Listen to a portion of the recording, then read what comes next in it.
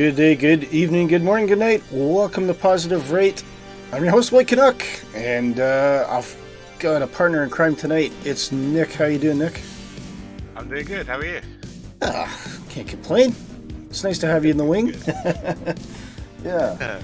I'm feeling a lot better from last month. I was sick pretty much all January. So, yeah, I definitely feel like I'm kind of back to 100%. My voice sounds relatively back to normal. I don't sound like I've been, smoking down like 40 cigarettes or anything like that. So it's, it's not bad. And I can see someone else is on the tarmac as well. But we're in Brisbane. Now, this airport is really cool. I'd love to actually see this one in real life. And this is available from Orbx, and we're flying to Mackay, which is also Orbx, and we'll take a look at that as well. See that as he coughs. But yeah, it's got a nice terminal here with kind of different set of gates. It's actually, for me, it's very reminiscent of Toronto Terminal 1. But yeah, quite a bit of detail. Just going, you can see some notable signs and things like that as you come around the outside. Now, I'm presuming that's all solar panels. That is insane. Yep. How much power does that generate? Holy moly. And of course, Australia, I guess they're just taking advantage of one thing they do have a lot of, which is sunlight. So I'm just going to take a peek in here. I don't know if it's modeled inside. No. So this is purely an external model, but of course the one advantage with this kind of thing, Nick, is the frame rate tends to be quite good.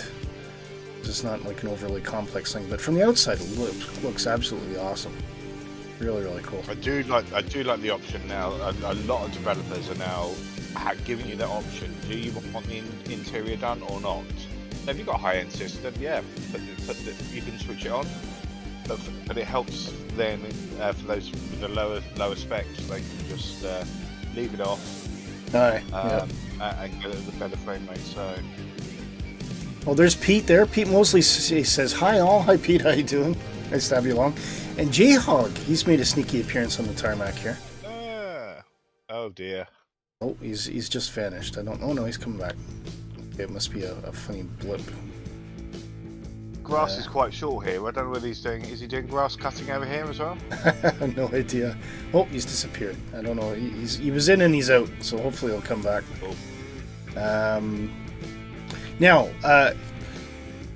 apologies to Dark Fury on this one. Oh, J-Hog says sim issue. Okay. We've got the 310. Unfortunately, I think I switched off the positive rate livery when I was trying to fix a sim problem, so we're not actually seeing it in the beautiful flight sim livery. Unfortunately, because I would reboot the sim otherwise, but because I've got the airplane all prepped, it's a bit late for that. So hopefully, if Nick, just as long as someone flies a 310 on the next stream, I'll make sure that that's all loaded in, and it gives me a good excuse to start learning the 310. And you have a bit of a 310 story, don't you? You recently took it on VATSIM. Well, I'm planning on taking on VATSIM at the weekend. It's the big event. It's the Cross the Land event. So many moons ago, I booked my slot and everything, and thought, right, okay, yeah, I'll do this one, hoping that we'd have a long-range aircraft in Brisbane. And of course, now we've got the 310, so I was like, yeah, this is fine. And then I realised it's just Saturday, and I haven't really done that much flying yet.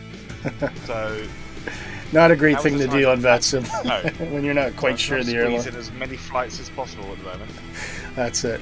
Well, we've got a quite tight timeline, so let's get the airplanes ready to go and push back. We will be taking off from runway now. Actually, I've got the. If I can do this right quickly here. Yay! Look, I can show off the charts now. So we are taking off from. Let me go in. Okay, we're parked up here. We're going to be taking off from runway 19 left, and I'll be going through the route in a minute. Actually, I think I can show on here, can I?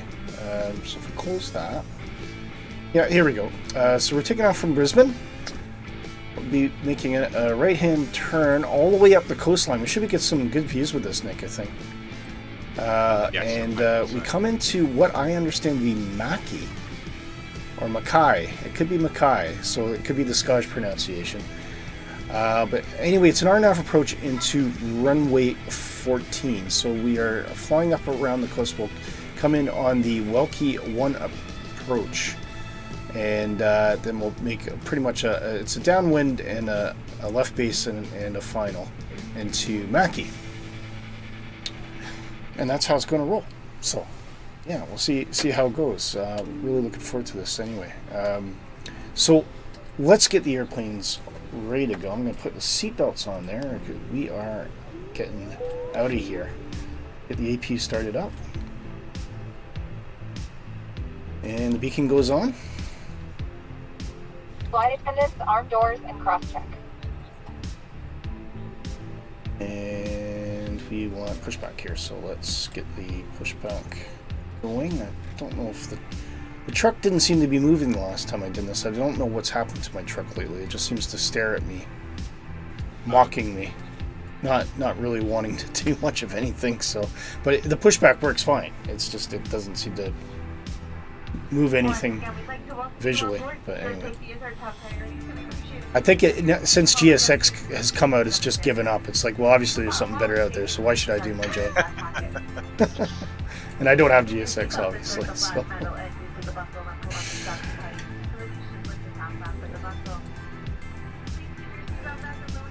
Okay, so let's we'll pan out a bit. We're just going to do a 270-degree turn to face to the north here. So,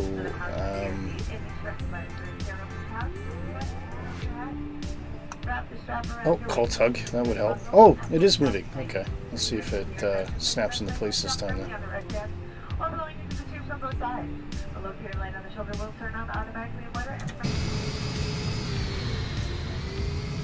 Sometimes it does, sometimes it doesn't. J-Hog says, I'm going to watch tonight. Yeah, what a shame, J-Hog. It would have been nice to have you along with us. Now, I do see Pete. Pete's out there. He's in the 320. Can't tell what livery he's in. It looks like it could even be the positive rate livery. It's something different. Have a quick look. Air India. I suspect it's probably not Air India, but that's what's coming in as.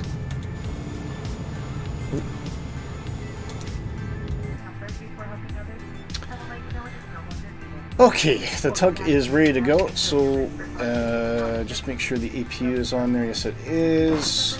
External power is off, and beacons are low, and we will reverse out. Let's go.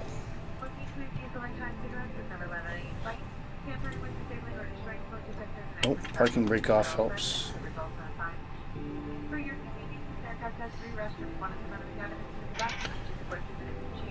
Engines to start. Engine 1.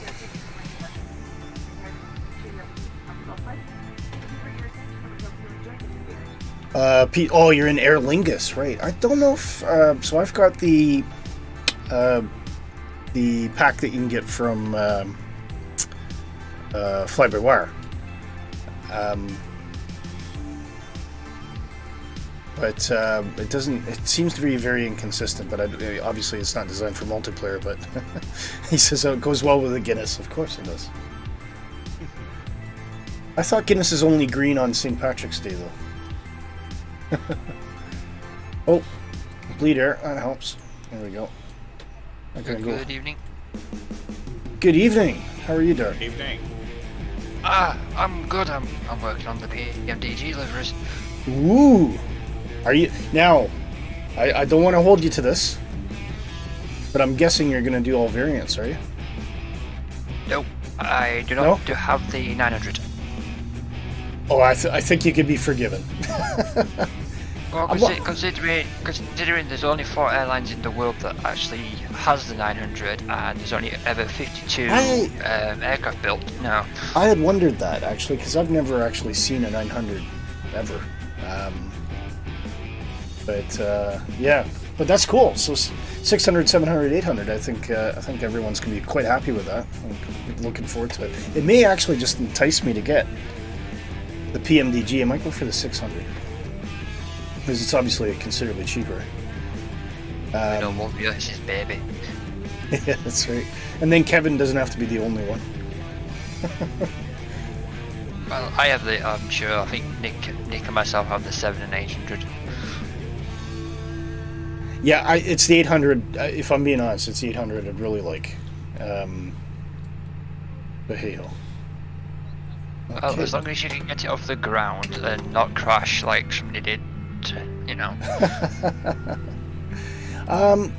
Well, I had a lifetime ago. I had the PMDG 737 for FSX, and I had the level D767. So I'm quite familiar. Which, I mean, the cockpits are very, very similar, at least certainly as far as the FMC and whatnot. So it'd be a refresher to get back into it, but I'm sure I'll be able to do all right. But I do have fond memories of the 737. Apart from back in the days, it was one of the more performance-hungry add-ons you could get. It did seem to run very hard on PCs that weren't up to spec. Okay, engine 2. I'm still not running engine 1. What have I missed here? I'm having a daft moment.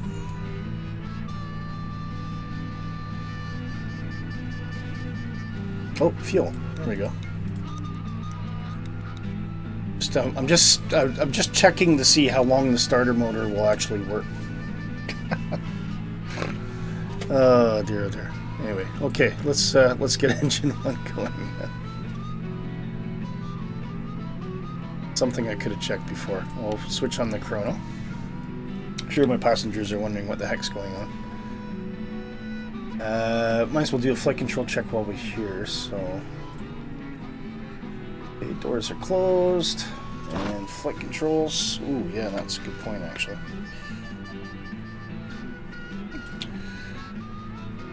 Rudder right, rudder left, center. Right, left, up, down, so speed brakes, working. Of course, our engines aren't fully started yet, so we're not going to have all the hydraulics, but we will shortly.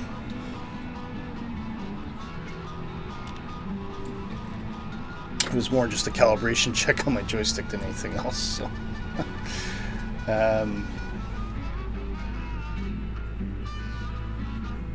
So yeah, really, really, really interesting stuff coming about the fly-by-wire 380. Did you guys catch the video that came out recently? Yes, yes, very interesting to be fair.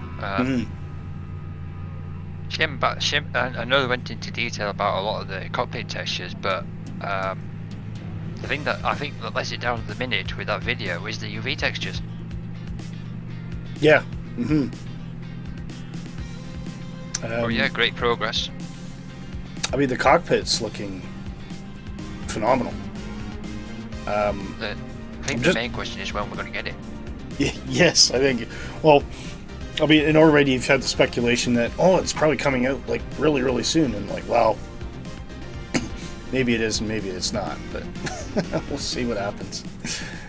We may get PMDG's 777 or 747 before that comes available. It's not out of the realm of possibility. I think the 747 will be the next. I think some people were speculating the 777, but I think the Queen of the Skies arguably will probably be the next one they're going to come out with. Because that's... PMDG's already stated 777. It is the 777. Okay, fair enough. They've been working on that for a while now. Quite surprised, actually. Especially since the 747 the last one just rolled off the assembly line, so... right, I think they said they were going to do the 777X, and most likely it's going to probably be something to go along the lines of when it's actually released, the actual aircraft itself. Yep, okay.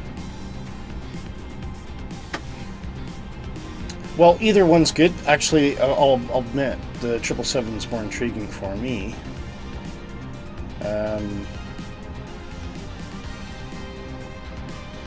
Right, where are we here? So I am, like I said before, Nick, I'm going to head out to one of the Charlies here. Yep, no problem. And I'll meet you guys at runway 19 left.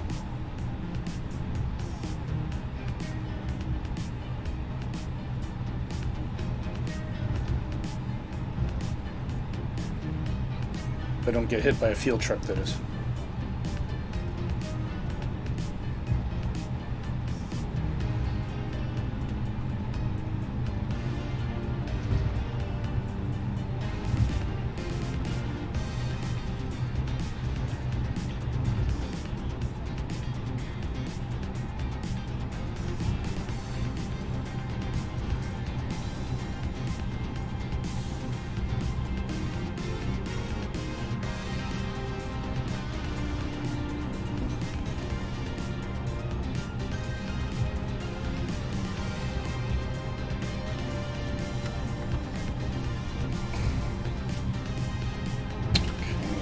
Meantime, I'll prep the airplane here.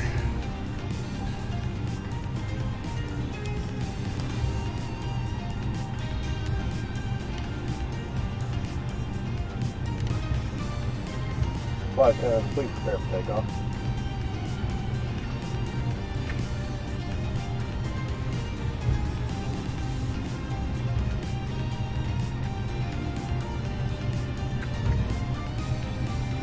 What flight level did you get assigned, Dark Fury? Oh, sorry, what was that? What flight level were you assigned? I'm not flying. Oh, you're not flying. You're just you've just come on to chat. I've come in as a content creator.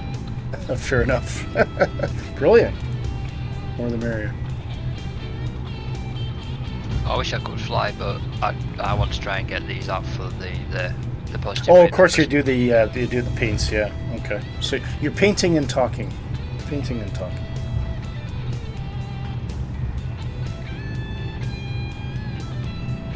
Well, it's a clear day in Australia anyway. That's going to help with the RNAV approach. One of these things, every time Kevin gives us an RNAV approach, we end up, it's overcast or fogged in or mountains everywhere or something like that. But this one looks like it's going to be relatively friendly, so not too worried.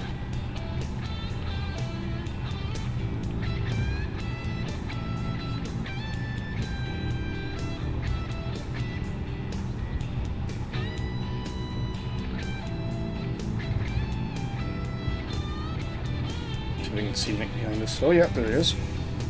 Pete's down there somewhere. Oh, I've seen someone else as well. Alright. I'll just give everyone a chance to queue up here. And prep the aircraft for takeoff. So, transponder's on, the PCAS is on, predictive wind shear, weather radar, which doesn't work, but hey ho.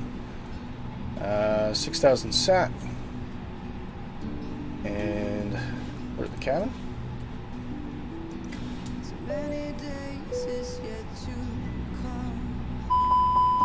Takeoff config slats. Whoop. Always something. Yeah, let's get those slats up and flaps and runway configuration. There we go.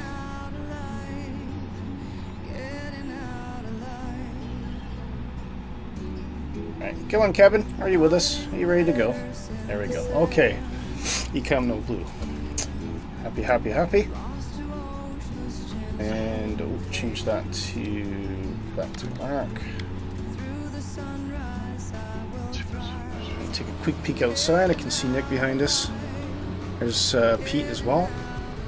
Another airplane down there. Mike Hotel Lima 96. If you're watching the stream, do let us know.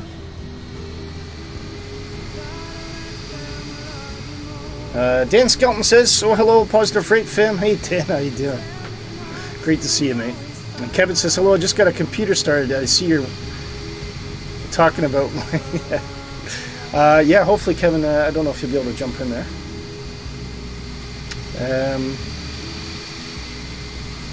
So I think, as I said, things are quite tight, and I'm starting to waffle a bit here, so I'll get going. Yeah. Right, that's set, that's gone to thing, and all good, all good. Okay, get landing lights on.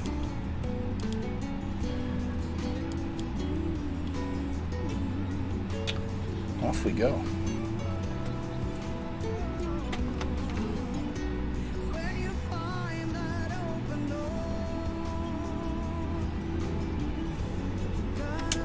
Kevin says, I just thought you were ready to go for me. Yeah, I should be with you soon. Yeah, hopefully.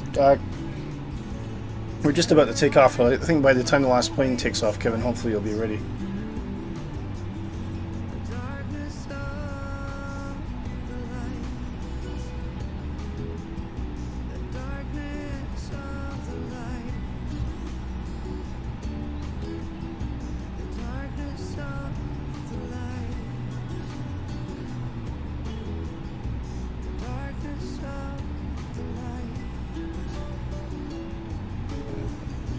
Go. Oh, see J-Hog's back in the sim. Hopefully he's got everything working. Okay, no time like the present. 50% power.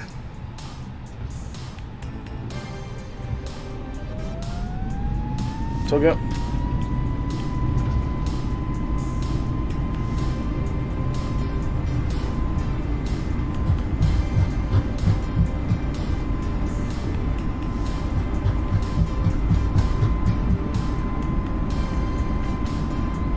B1, rotate.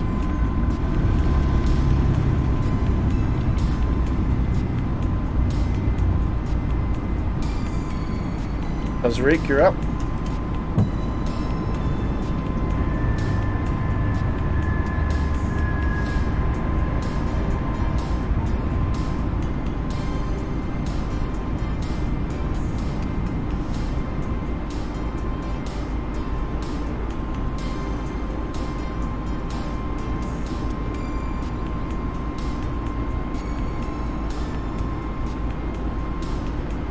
Use thrust.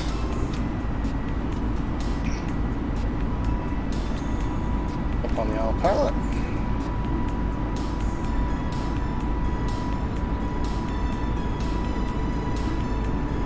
I should climb up to 6,000 and then up to flight level 360 or 36,000 feet. Flaps up. 2,500.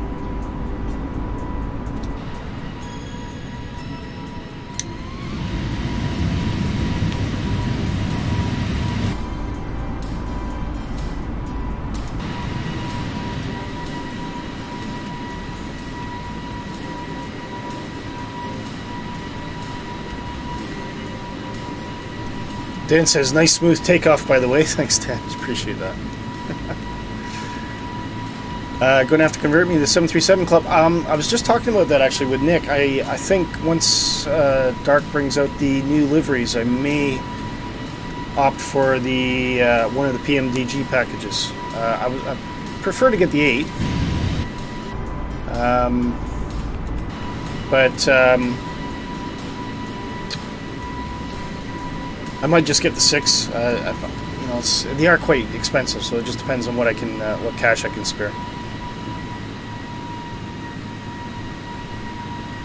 And we are flying over Brisbane. Sorry, Dark, go ahead. The plan is to release with just the livery, and then they will be updated with the seating and the IFE options. Cool. Looking forward to it. I think it's going to be quite desired.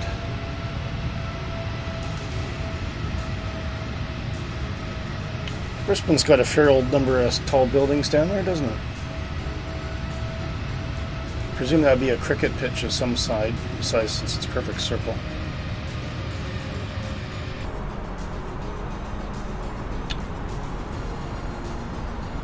And we're hitting 6,000, so let's take ourselves up to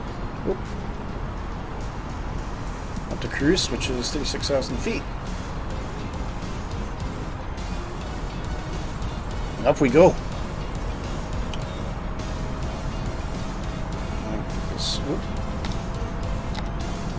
Slots down again, and what else? I think we're rock and rolling here. Oh, I didn't put my chrono on.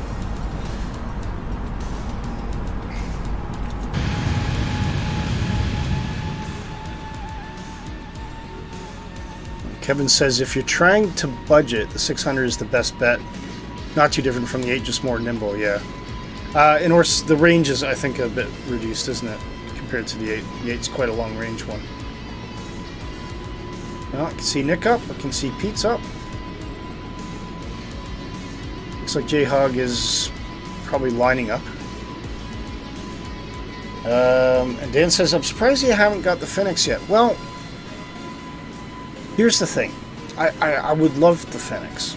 And I absolutely appreciate the Phoenix. It's probably a fantastic model. But, again, the money what I have spare to spend, because I already spend quite a bit of money on the stream month to month anyway.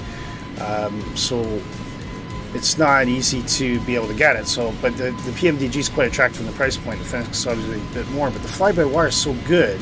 I know it's not as good as the Fenix. I'm not trying to say that, but it's pretty good. And for a free aircraft, I'm absolutely happy with it. So I think for me, if I was going to spend the money, I'd rather get something that it was completely different from the experience I'm getting with fly-by-wire. That's where I'm stuck. God, it reminds me of being over Canada. It's so flat.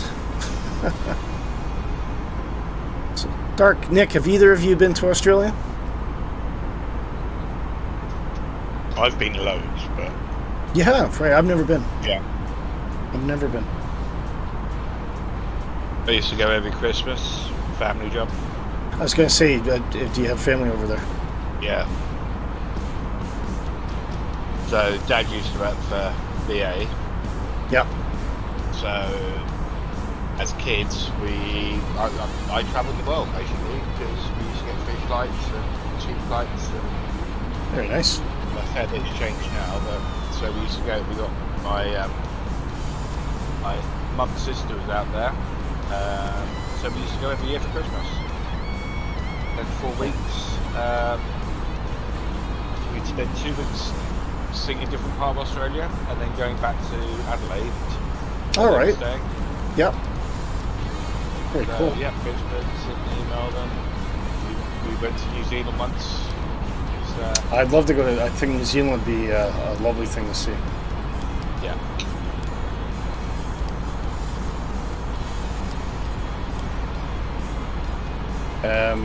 But Australia as well. I mean, obviously the Gold Coast is a beautiful area as well. Q&H. In the standard. We don't have any METAR data for Mackay by the looks of it. I don't know if you guys are any different. I've got something on Volanta if you need it. Yeah, but it won't be modeled in the sim, so I don't know if it makes any difference. Because if the sim can't see it, then it's not there. Wow, look at that. Look at the water. So, have you ever been up to Mackay then? Or have you been to Brisbane? I think the first question is, because that's where we are now. Brisbane, yes, and we drove up to Rockhampton, which is a town up the coast. We spent a week driving up there and then a week driving down. Traffic. Oh. So it's hitting Queensland, where the world's largest pineapple is. Right, okay. The world's largest pineapple. The largest pineapple, yeah. I've been working. Brilliant. Look at that. That's Yeah, stunning. so, Looks like there'd be a lot of beaches down there. yeah.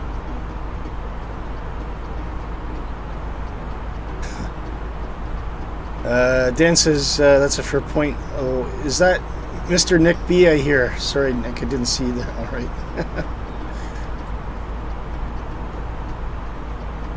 Yeah, it's just the color of that water, that's what really grabs me, I think. I think the weather's been a bit kind to us today anyway, but it is their summer, isn't it? So I wasn't necessarily expecting anything too dramatic. Could get thunderstorms.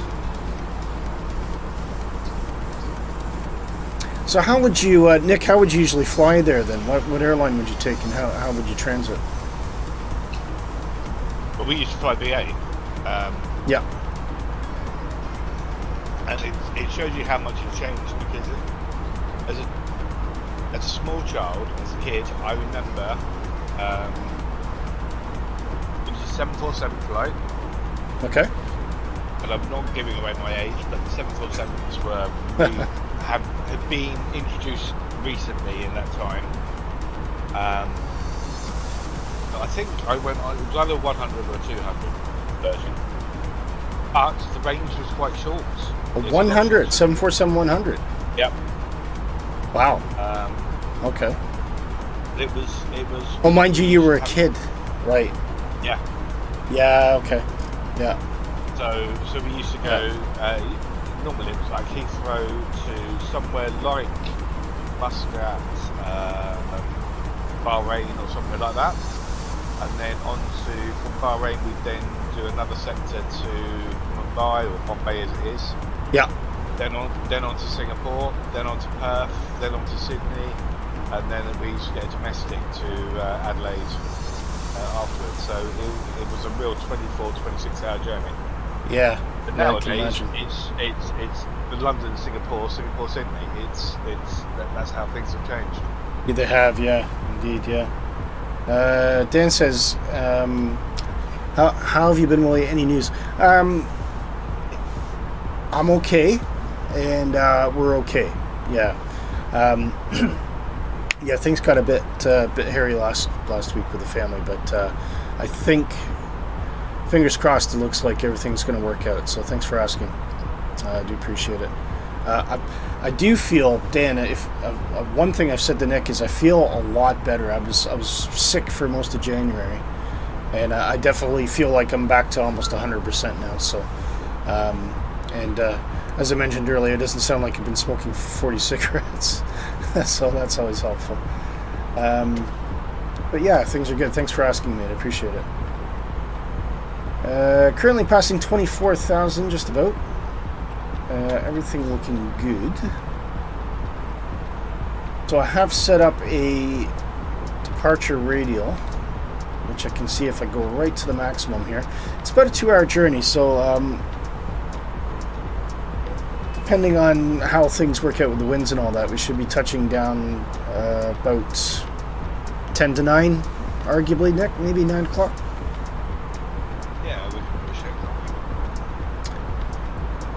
And yeah, it's just follow the coast, and hopefully it doesn't get too obscured by the clouds, which seem to be rolling in all of a sudden. What a shame.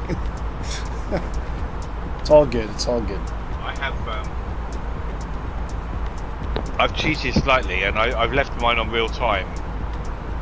So I've actually just got the sunrise at the moment. Oh, right. Okay. Absolutely stunning. Ooh. I don't have any clouds. I might have the bug.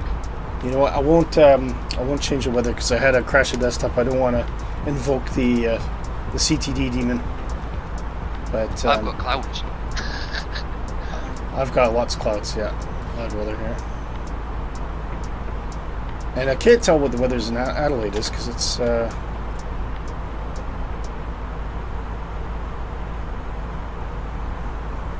getting a bit obscured here.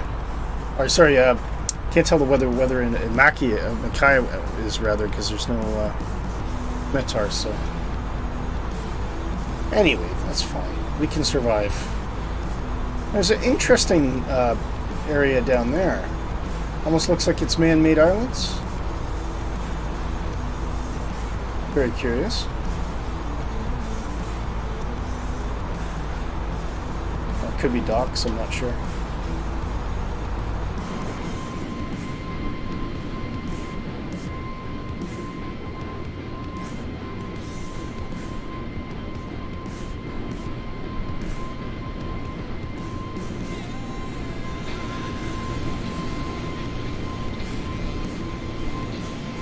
Anyway, and Dan says glad all is okay. Thanks, Dan. No, I appreciate that, mate. Before I'm going to grab a glass of water. Before I do, I just wanted to ask you guys if you've seen anything interesting in the flight simulation news that we haven't already talked about. So we talked about the 380.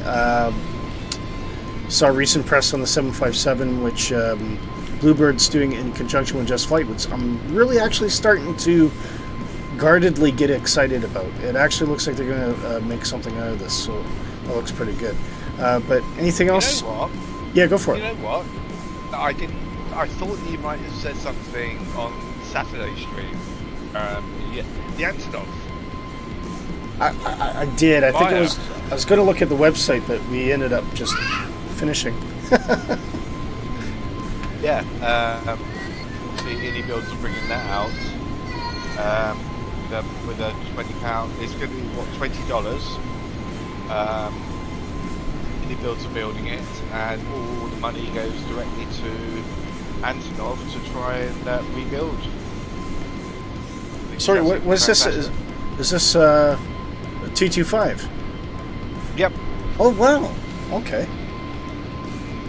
Well, that's really cool. Yeah. And it comes out in a couple of weeks. Wow.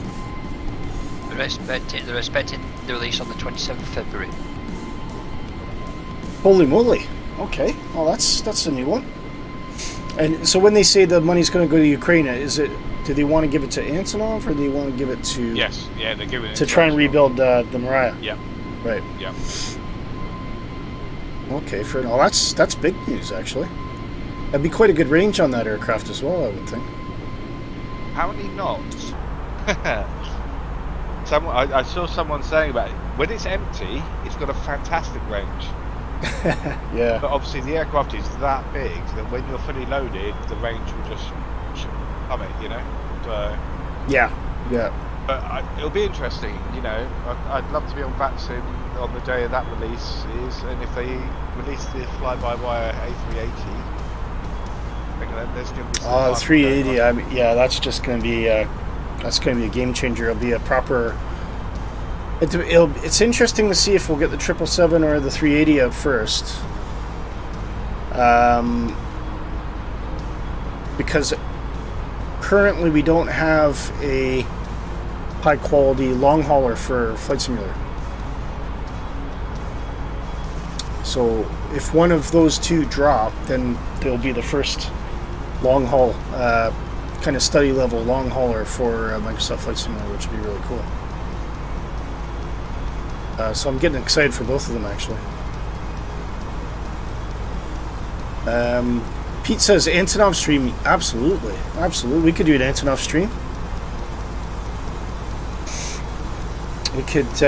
What could we? We'd have to come up with some sort of mission. Like we've got to fly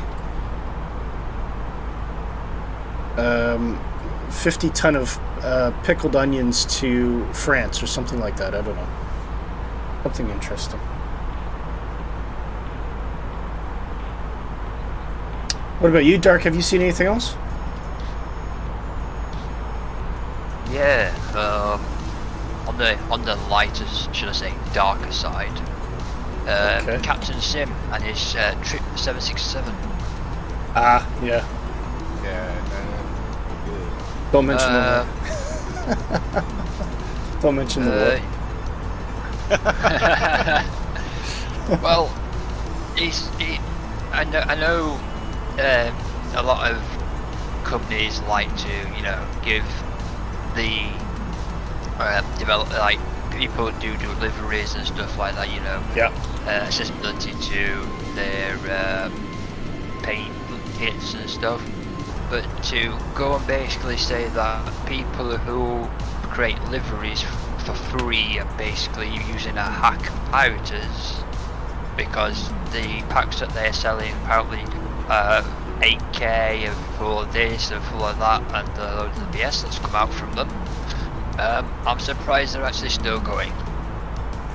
So I didn't quite catch that. So what he was saying, that people that give liveries away for free. Yeah, so people that create liveries, like you've got paint kits and people we've got models. Well, apparently Captain Sim has stated that with the 767 there will be no paint kit because the livery creators are using model hacks to create the liveries. The liveries that they create deform the aircraft. They are not high textured. They are not they're not suitable for flying, and that the packs that they create that they're selling for between $19 and $20. Apparently it's 8K ultra resolution and basically Nobody's got 8K. Nobody's got 8K. Yeah. So load of BS. So why? Yeah, I mean, I don't want to be cruel here, but I often wonder if he's had a stroke in recent years, and it is very bizarre, and it's kind of like when you went to the zoo and you saw like some sort of fierce animal through the cage, and your mom said don't put your fingers through there, you just don't need that kind of aggravation. It seems to me that that's what Captain Sim is doing with the flight simulation community right now. Well, they've basically put it to the point where it seems like they're no longer in touch with the community. Oh, at the very least. Yeah. I mean, great. The model's absolutely fantastic. I'd give them no doubt for the model. But regarding liveries and actual systems, cockpit, right? To say they've been in flight in sim for how many years? 18 plus years. Captain Sim. Yeah, it used to be a very well respected studio, actually.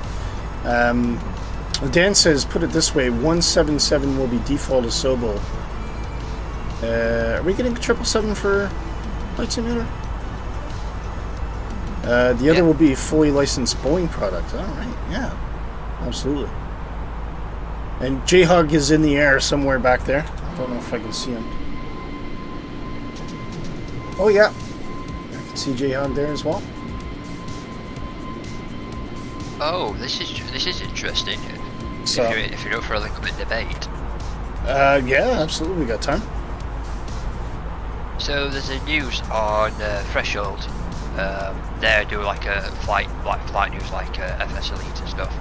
Okay. There's a developer that's done the A320. They're called Fellery. And basically what they've done is they've took the Tollis A320 model, took the FS Labs cockpit, put them together and made an A320 out of it. Okay. That sounds interesting. So now they're investigating piracy. Yeah, absolutely. I mean, this is another thing I don't understand. And this generation, I mean, you'd certainly see it on the freeware side. Don't get me wrong, but there seems to be a new trend. Traffic. Oh, don't know who's. Oh, I've got there's someone right behind me. It says What's an HUNT? What's that? Hunter? Well, it could be Kevin, I bet. Small Salmon. I don't know who that is. Small Salmon, make yourself known in the chat for us. That's Kevin. That's Kevin. Is it Kevin? Small Salmon. He's playing at. So we had Mighty Mackerel and now Small Salmon. I think he's flying a Hawker Hunter. I'm thinking of medium cod next, maybe. I don't know. Large bass.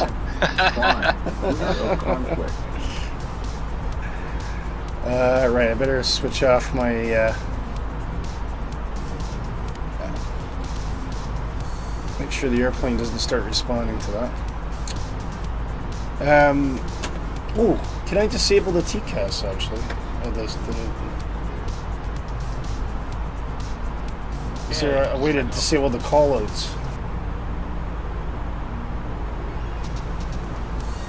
That doesn't matter. Right, my train of thought just went completely out the window. No, there seems to be a horrible trend of people, studios, or so-called studios, chancing it by trying to rip off different pieces of default aircraft and slapping together something with a half-assed cockpit to try and make a new airplane. And I just don't understand why someone would be motivated to do that, other than the fact that they're trying to make a quick buck. Because there's no other reason you would do it. There's no integrity to it. There's nothing to be proud of.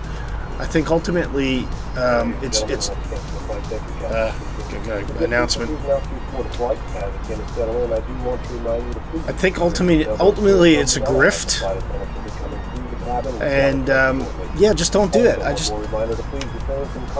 Sorry, I just wait on my captain to finish his announcement.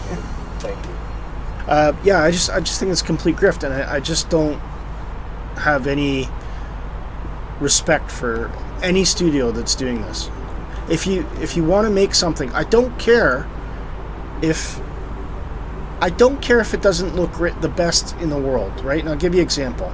As long as you make it yourself.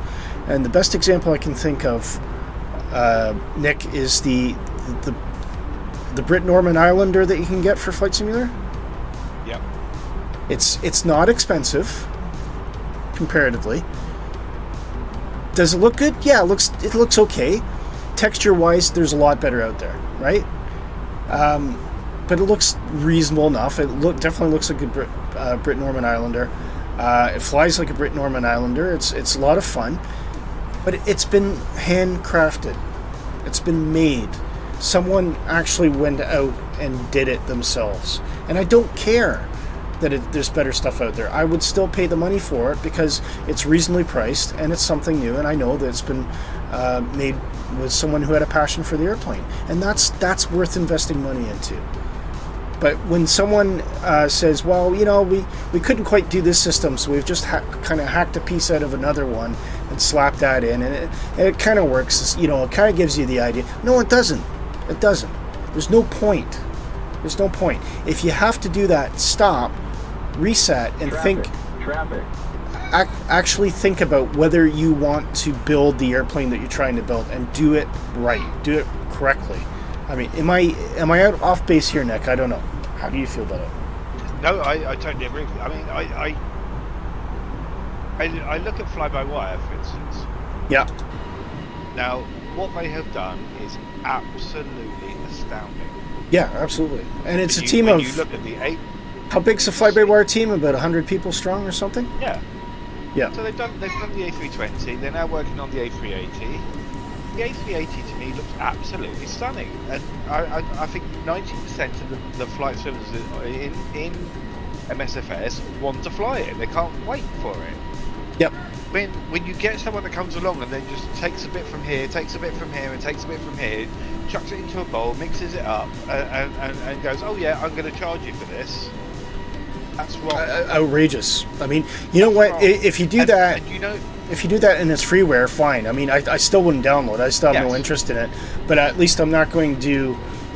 It's not going to affect anybody. And the thing that I get, really worried about watching a Hawker Hunter do aerobatics here. The thing I get worried about is it only takes one person who's new to the community, who doesn't know who all the players are, doesn't know how to tell the good from the bad, to go out and invest some money, and they'll see it on the marketplace or something. They'll think, hey, there's something for 20 quid or 30 quid or 25 US or whatever. I'll go buy that. And then they buy it, and it's a bad experience. And it doesn't matter if you're new to flight sim. It will not feel like a good experience. But if that's the 3D. Say again, Dar? It's like brokered 3D with Frankenstein aircrafts.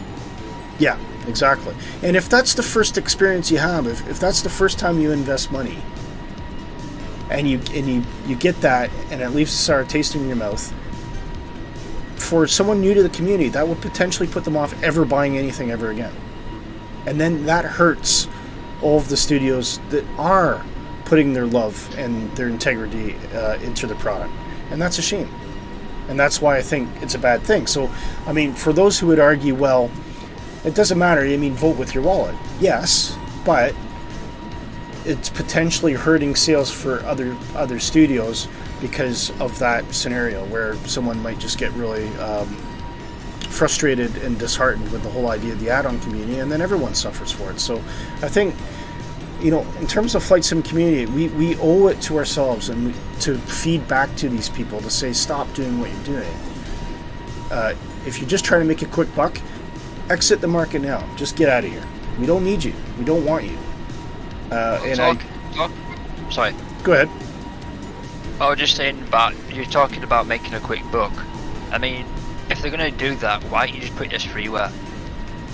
Because people are going to donate and do it that way. Exactly. Well, I can tell you the reason they won't do that is because if they leave it optional, they won't get anything because they don't deserve anything. I'm sorry if that sounds harsh. Why would you pay for something? Why would you pay for something if it's got bad reviews? Well, exactly. And I mean, this has been happening pretty much since the dawn of Microsoft Flight Sim 2020. But it's getting worse. This is all down to the Xbox. I'm sorry. This is my theory on it. These people are out there scamming. The likes of Captain Sim and stuff like that are scamming because basically they know that the younger kids in this world, okay, that are playing it on Xbox, that are perhaps getting on Xbox Pass or whatever, so they're getting the sim for cheap, right? And going, Mum, Dad, look at that! I can fly this. Can I borrow the money and get this? Yeah. And the likes of Captain Sim or Scam or whatever, they're buying it and they think that is what happens. Yeah. And the likes of the Phoenix of this world that won't go onto Xbox. Right? They've already said it's not going on Xbox. Fly-by-wire is not going on Xbox. Right? They haven't got so these people that are flying in Xbox haven't got the experience of the high-fidelity aircraft. The likes of Captain Scam are going, oh wow, look at all this money rolling in. Why don't they do what they did with like the A310 did? You had the version for the Xbox, which most of these are going to waiting now for the WASM to be ported over so they can use it on Xbox. So why don't they do an Xbox version? Fair enough, we can have it on PC, and then just have the announcement package for the PC where we can download it or purchase it for a small price, and it gives us the extras that the Xbox can't have, and be done with it. Yeah, that's fair enough. Veronica Goody there says ciao. Hi, ciao Veronica, how you doing? Dan says that was very well put, Nick, what you just said. He said. Dan also said that, to be honest. What's he done wrong now? Why is he being nice? Well, he says the first impressions matter. If you go and skimp on a cheap knockoff AliExpress aircraft, it will ruin your impression of the sim. Yeah, I agree. He also made a great comment about J-Hog earlier. I can't remember. It was Captain someone has entered the air or something like that. Or was it? Captain Relish. Captain Relish. Captain Relish. Speaking of freeware, the upcoming 787-8 and 9 is really good. As I say, it's work in progress. The only problem is that the systems are the old salty HD systems, so they're not updated as much. Yeah. But for a freeware aircraft, it makes the Azubu 787 look like a piece of garbage, to be fair. Same as the A320s. It doesn't look like a piece of garbage, it is a piece of garbage, isn't it? I didn't want to say that, I guess I get banned. No, but it is. I mean, again, they've done this. Microsoft they've realised now, obviously, that the 787 and the 747 that they put into there, which apparently, and I don't remember this, but they said we're going to be like close to study level before the sim release, right? And which one did they say that about? They said that about the 787, the A320, and the 747. Yeah, no. And no. And the thing is, it's taken. If they had left it the way it was, and if fly-by-wire hadn't come along and modded the A320, we would not be flying in this sim today. That's a very interesting point. I think you're right.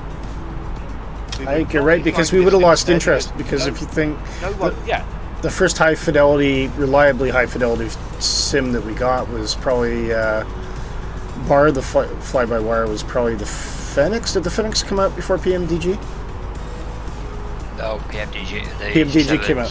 So that was 2 years in, right? I mean, there was Aerosoft CRJ, all credit to them, but I think, PMDG and Phoenix are just a different level.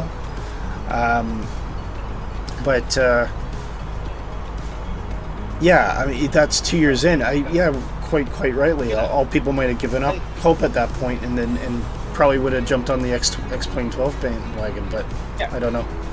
You look at 2 years ago when fly-by-wire first brought out and went, okay, we're going to mod this, and I remember it was on Gavin's stream, and he said about it, and I was like, oh, this seems interesting, and it was a bit of a hassle to sort out and everything, but he was like, okay, this has got a bit of potential, but my God, when you think of where we were then compared to where we are now, oh yeah, in terms of fly-by-wire, the days of taking off in the fly-by-wire and all of a sudden you get to your destination and the thing suddenly turning around and going back from where it came.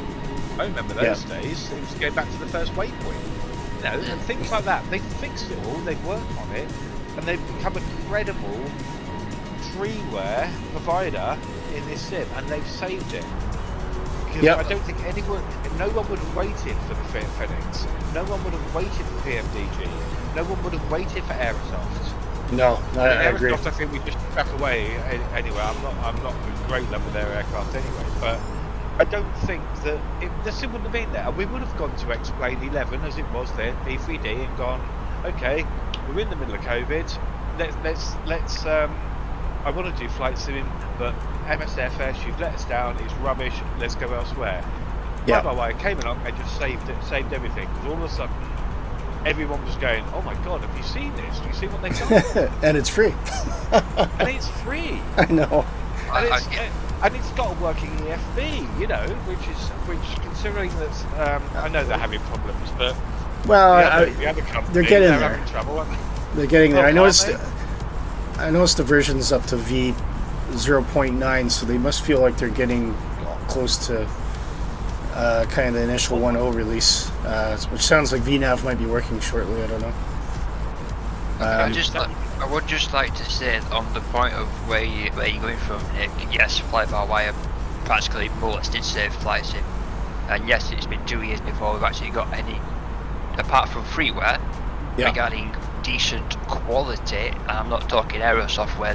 Which you've put out a product, no, there were issues with it, and then tried to fix it and made it worse.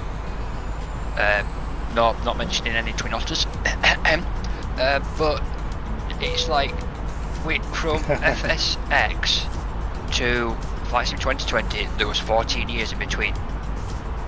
Everything in Flight Sim is completely different to P3D, X-Plane and FSX, so everything was rewritten. Practically everything has had to be redone, and developers have had to try and work around the Azobo and Microsoft security issues, other problems, the updates that keep breaking things, etc, etc. And yes, the fly-by-wire when that came out like free, yes, we don't have to rely on defaults, we've got all this now.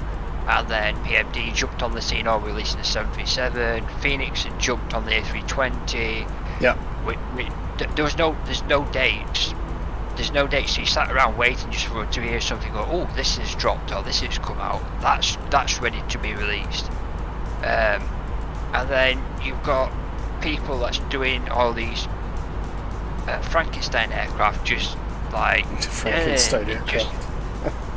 It just makes you mad. Sorry, Derek, I'll just interrupt a sec. Say hi to Corporate Pilot Dad, who's just jumped in the chat. How you doing, Tim? Hope everything's well. Sorry, Dark, please continue. Alright, so you've got these Frankenstein aircraft that are just, I mean, Latin VFR they've done that, 318, 319, 321, which is basically the Azobo A320 with a decent-ish change in the model. The physics are wrong. Yeah, that's another thing that drives me absolutely up the wall. But then you've got people I don't care how good your airplane looks, right? If the flight model is not even a semblance of the real thing, again, Why are you bothering? Why are you doing this? It's the Because how many community people that's have doing it. flown an A320? How many people have flown a CRJ? Get a How many consultant. people have flown a twin? Huh? Get a consultant. You find a yeah, but- pilot. but Get to no- know someone in the industry. Your average flight sim that does not know what a Twin Otter flies like, and they will go, "Oh, Aerosoft, yeah, okay." But, cool. I mean- They're a reputable company, it must be right. You know, in the day, if this was 30 years ago, I'd agree with you, right? But in the realm of the internet in 2023, all it takes is a little bit of investment to join some communities, join some forums. There's tons of them out there.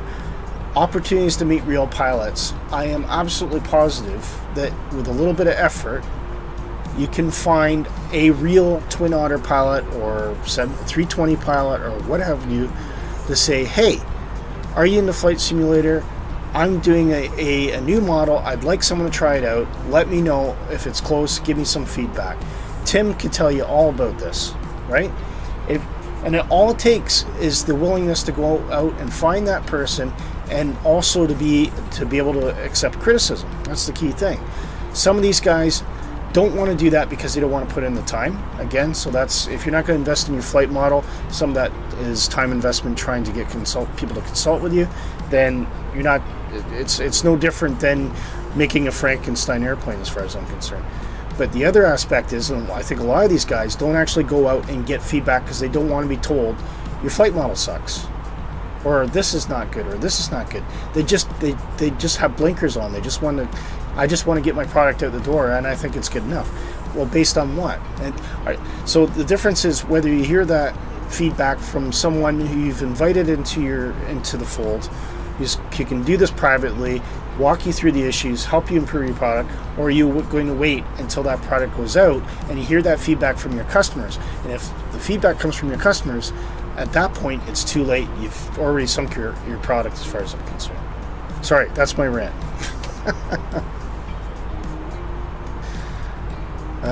Tim's chimed in. He says, who wants to pay for a pretty picture? That's all we're doing when we're buying an airplane that only looks good. And he says, yes, I did. I did a review on the Twin Otter. It was bad. Yeah. Did you ever see Tim's Twin Otter review, Nick? I did. But I think that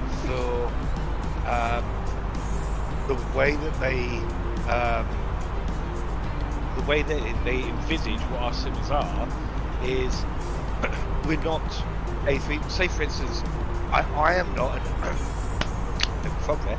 I am not an A320 pilot. I've got no idea whether what I'm flying is doing what it does in the real life. The only way I know about that now is from what the likes of HD might tell us. Exactly. Exactly. Says, and actually, it's really good. Yeah. You know. Yeah, and it makes you feel amazing, right? It makes you feel amazing. You're thinking, right.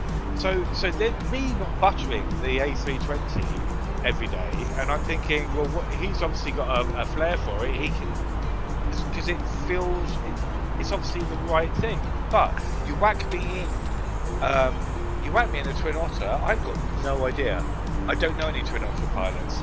Yeah. You know, you whack me in the 747. I've got no idea. You whack me in the 737-900 that came out yesterday.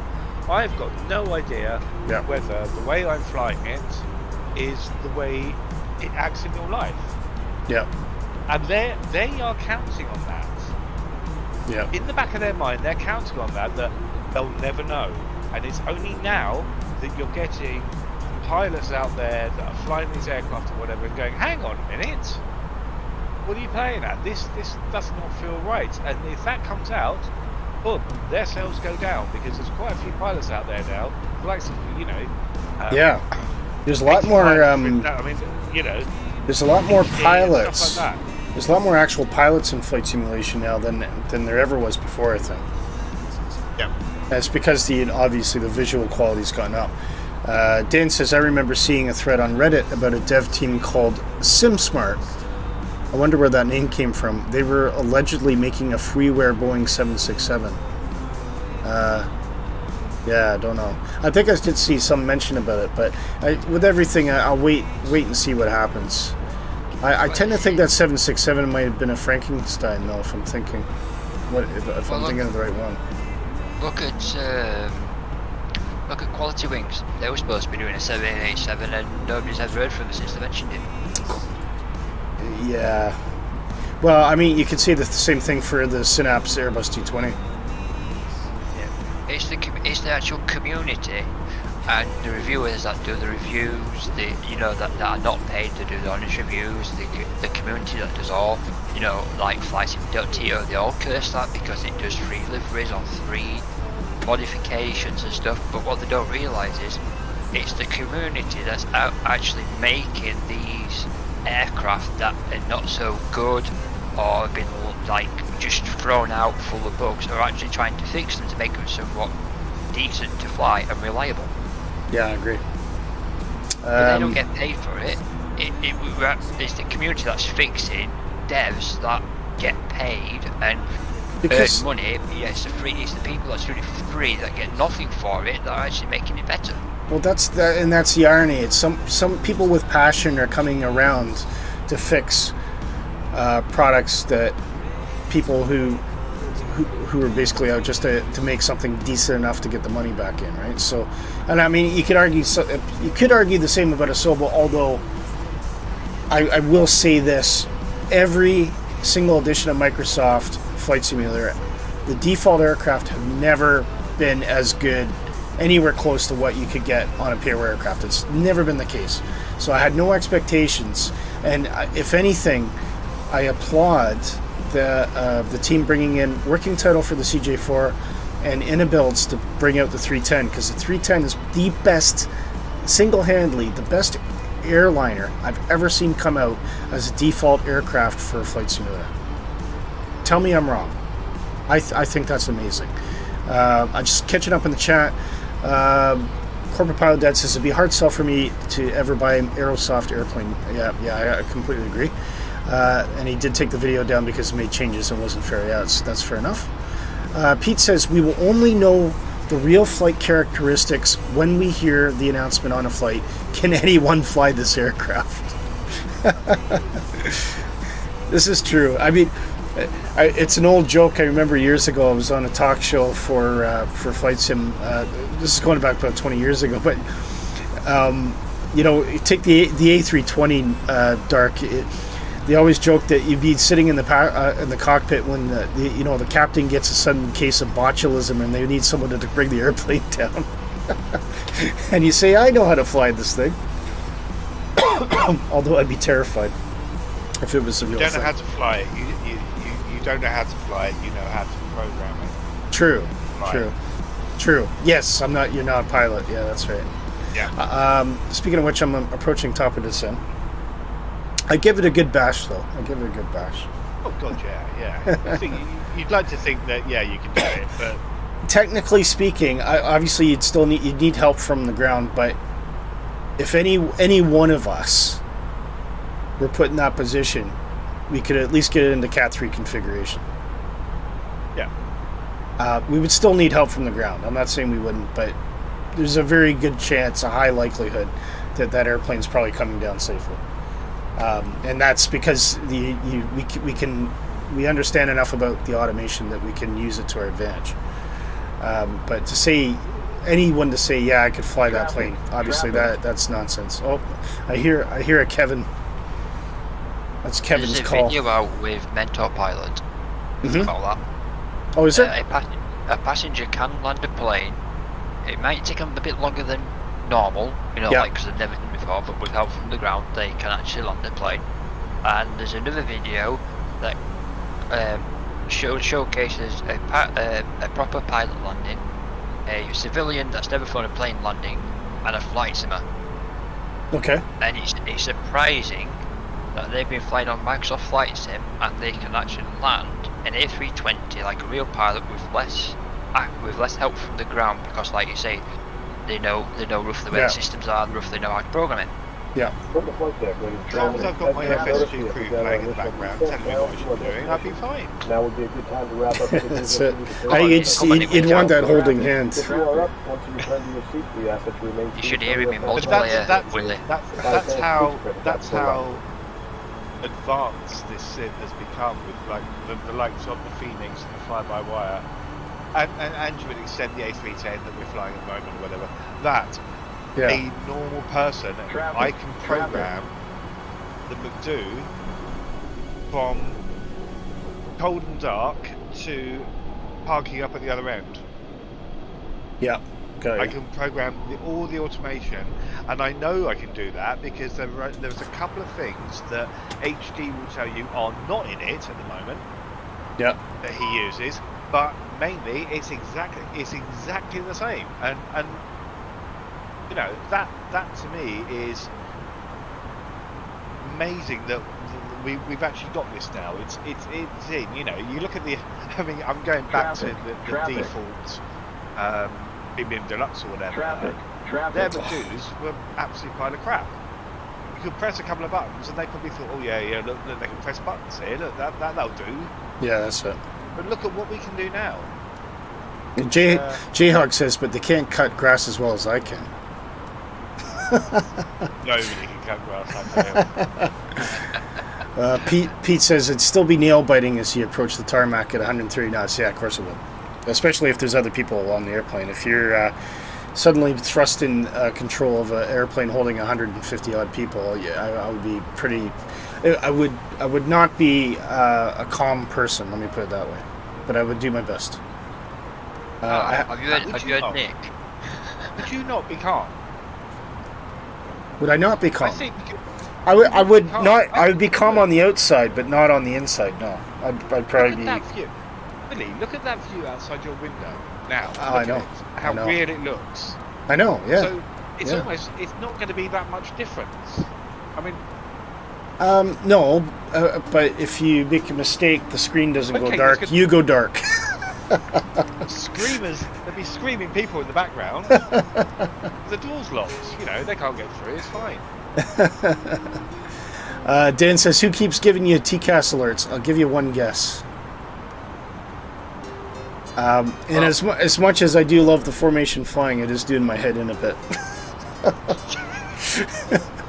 And I can't figure out a way to silence it. So,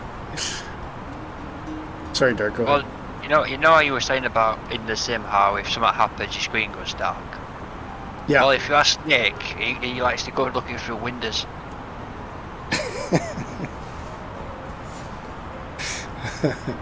And Pete says, that but was a mistake. I was looking outside yesterday,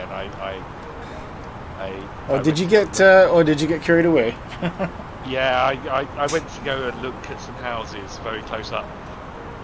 All right. Okay. Yeah. He went looking for the future Mrs. Nick, but she wasn't there. Classic. Pete says, imagine the adulation if you save the airplane. Yeah.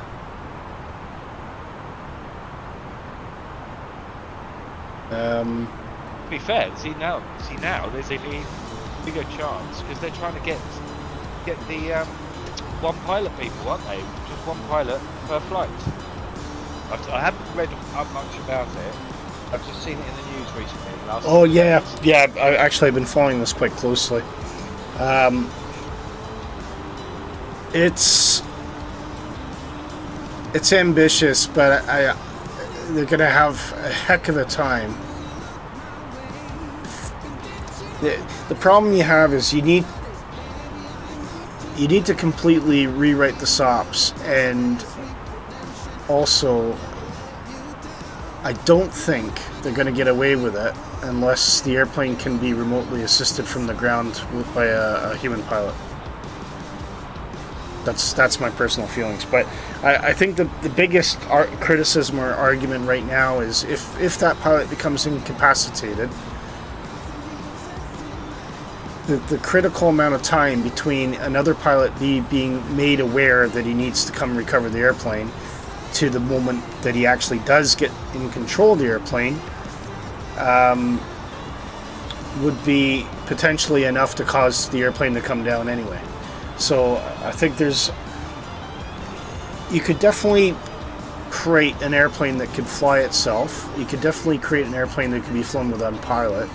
The question is, can you create an airplane that can do all that, but also safeguard itself in an emergency? And at that point, you're pretty much creating an airplane that is completely controlled by artificial intelligence, because that's the only way you're going to pull this off.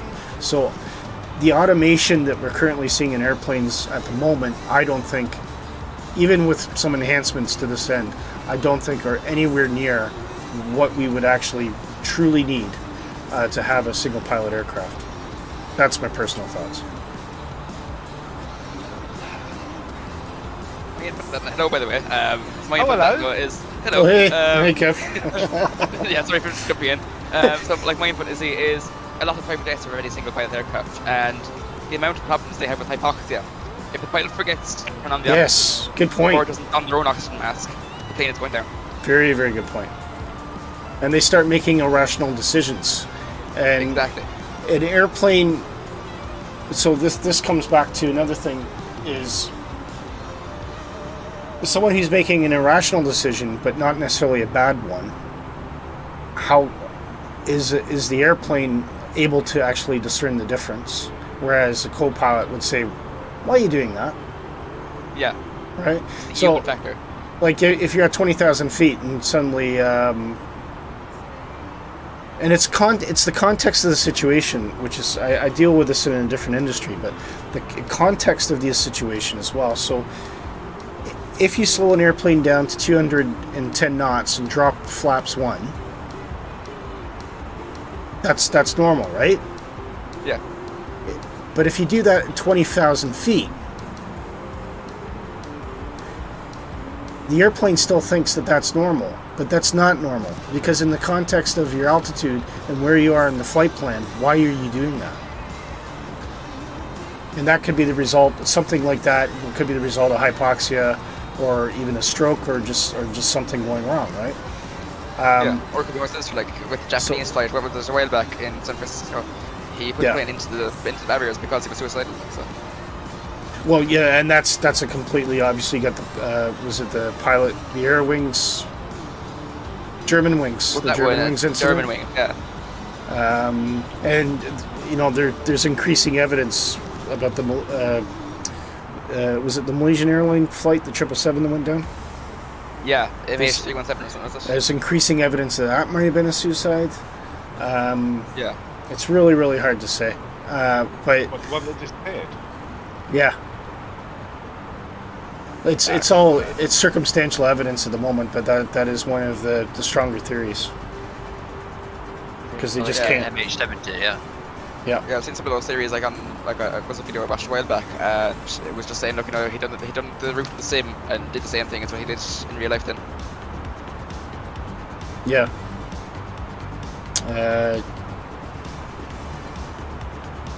Just seeing if I missed anything. Dan says, even though I trust pilots, I don't think I would ever feel safe on a flight with one pilot. Here's the thing, Dan.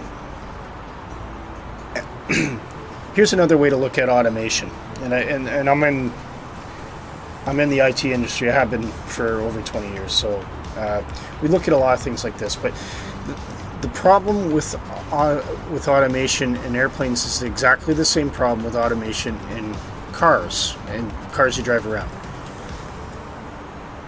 But the issue is this: either you have human-operated vehicles across the board, or you get rid of all the humans and you have automation across the board. And it's for me, it's not a halfway or a hybrid or something. It needs to be one or the other, and I'll tell you why. I would absolutely trust an airplane that was flown completely automated, because it would be designed to have redundant systems to cope with that kind of environment, and it wouldn't have to cope with the what do you call it, the human element, a human trying to tell it to do something that didn't make sense, or argue with it, right? So I actually think a fully automated airplane is more reliable than a single pilot airplane. But I think at the moment a human operated 2-pilot airplane is more reliable than an automated airplane. The same goes with cars. Why automated cars, self-driving cars are so dangerous right now is not because they themselves can't drive. They can, but they have to cope in a world in a human operated environment. And it's that interaction, it's that unpredictability of humans and machines trying to interact with each other which causes problems. And if you think about many of the pilot air issues that come out, the Air France flight that crashed coming back from Brazil strikes me as one of them. The computer was telling the pilots what was wrong, and they were just ignoring it and arguing with the airplane. And that's I think we're just not used to it. I mean. Oh yeah. Living in London. There's a whole thing. There's always been a thing about driverless trains. The tube, because they're always going on strikes. Let's have driverless trains, and everyone's like, "Oh my god, it's too dangerous." It's set the barrel. Trains, Set it to what, Dan? The DLR. Yeah. DLR is totally driverless, and no one complains about it. There's never been any accidents. I know of, anyway. And this train, these trains, they run around London, all electric. There's no drivers. There's no conductors. Driverless trains. So, and no one. But they're also operating in an independent environment where they don't have to worry about human drivers, right? No, but you have to worry about humans. They still have to worry about humans. Passengers, yeah. Sure. Yes. Sure, but then you can. I think that's a bit easier to safeguard. To be fair. What happened? 10-13. Yeah, just sitting in barrels. Lights coming on. Yeah, but at least with them trains, you're not talking about thousands of feet up in the air for hundreds of thousands of miles. Yes, I agree. Yeah, I agree. But you're more likely to be killed by a train than you are by a plane.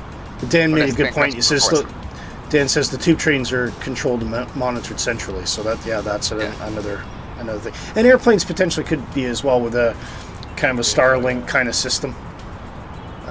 So it's not that far-fetched, really.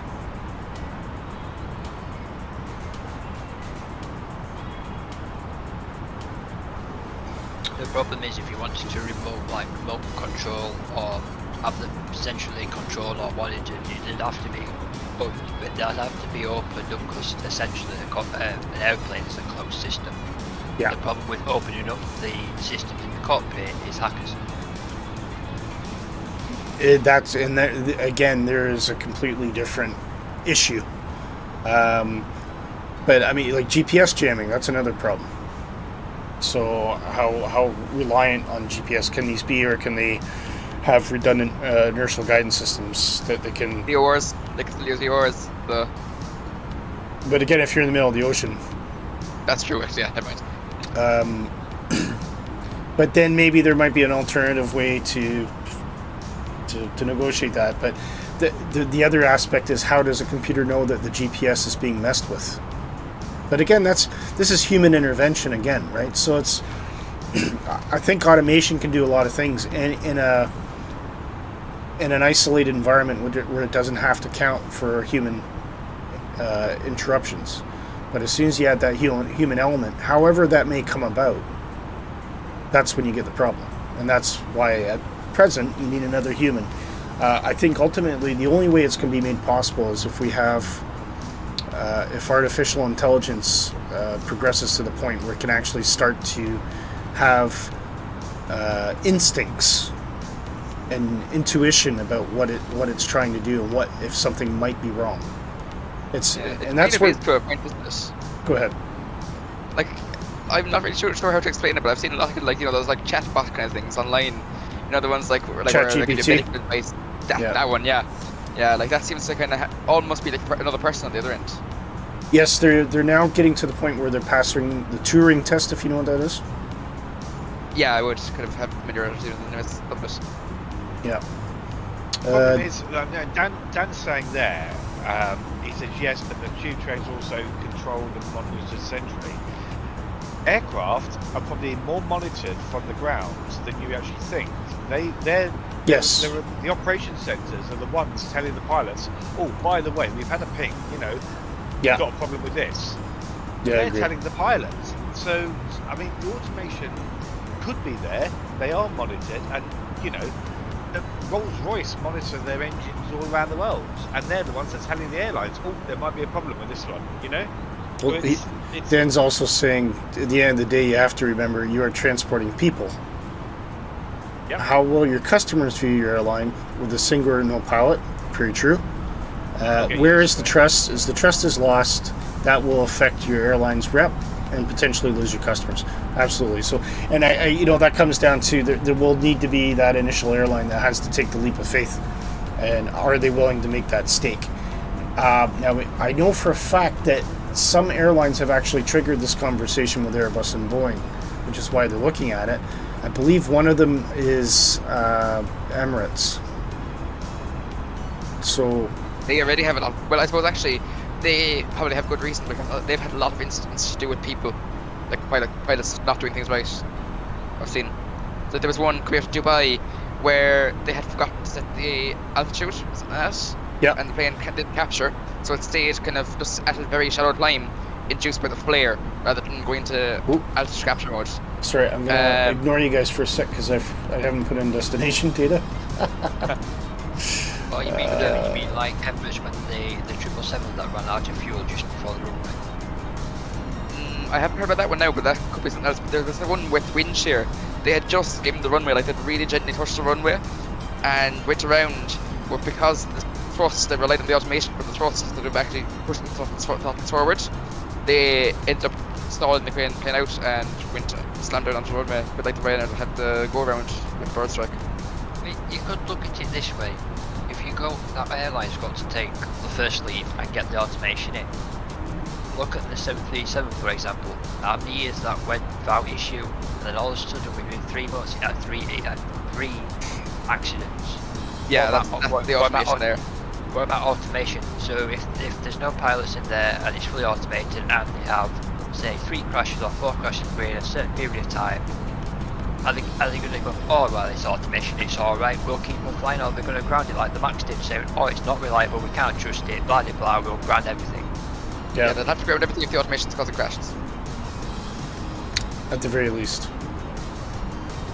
But you So know, where do you drone. go from there? A lot of the capability for this will probably come from the drone technology that the military are developing, and that, you know, that's. Yeah. I mean, if you think most of the things that commercial airliners enjoy were initially applications in the military, whether it be the jet engine, the glass cockpit, and all that kind of thing. And you know, and look at it this way: our fear of automation.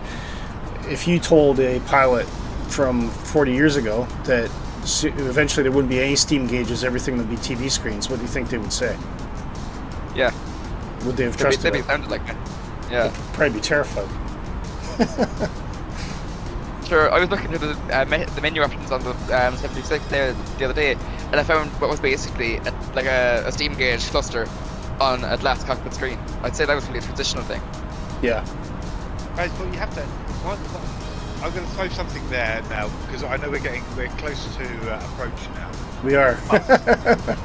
Very close. Don't forget, a lot of aircraft used to have flight engineers, and everyone's They like, did. "What? You're getting rid of flight engineers? My God!" And they're gonna die." before that, they used Yeah, to so have you're flying a Pioneer that. and before that they had a navigator. yeah, Yeah.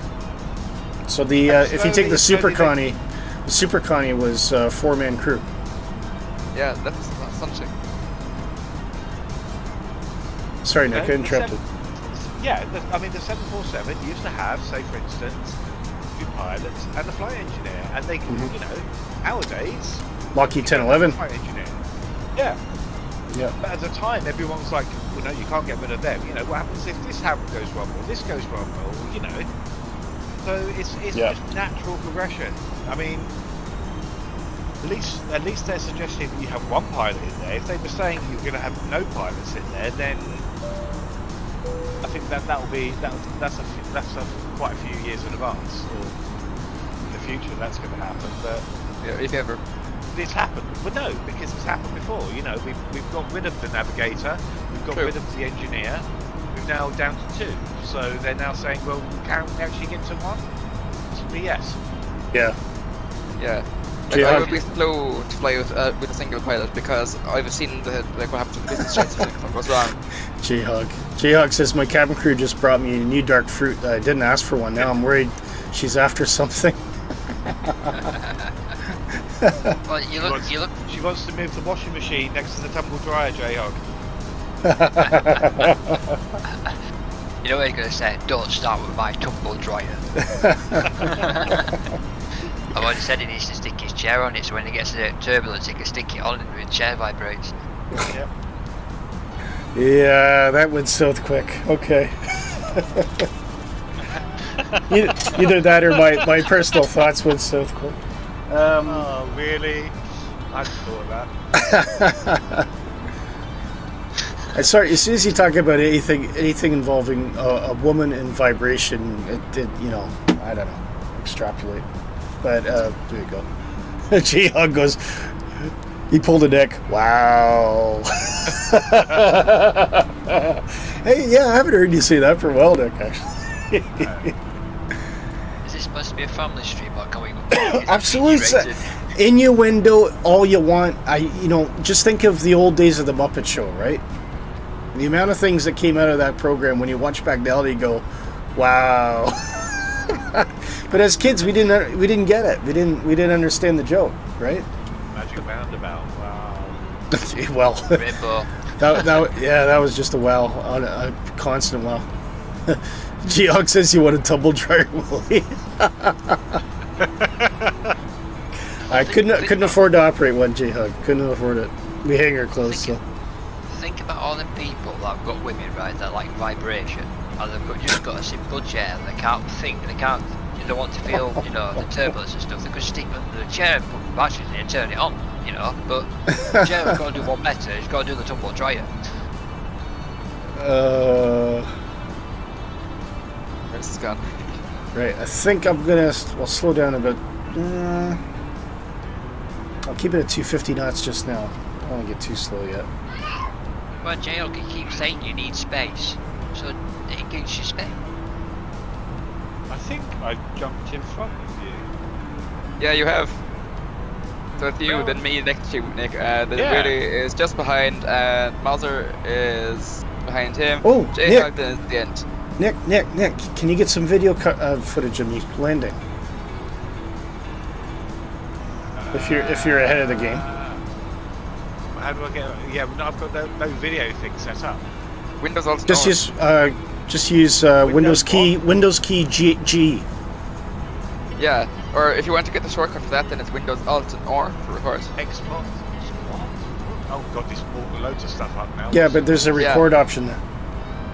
It's the one with the big circle. Saves to your camera roll or photo. I think it's your pictures capture folder. Yeah, it's where your screenshots go. It's like how people like Windows Alt print screen. Those LR. Yeah. Oh, right, okay. All right, are you guys on final? I'm on Nick's tail, so. Okay. Oh, Yeah. great. All right. Right, I'm gonna slow down then. On that note. Yeah, I need to slow down.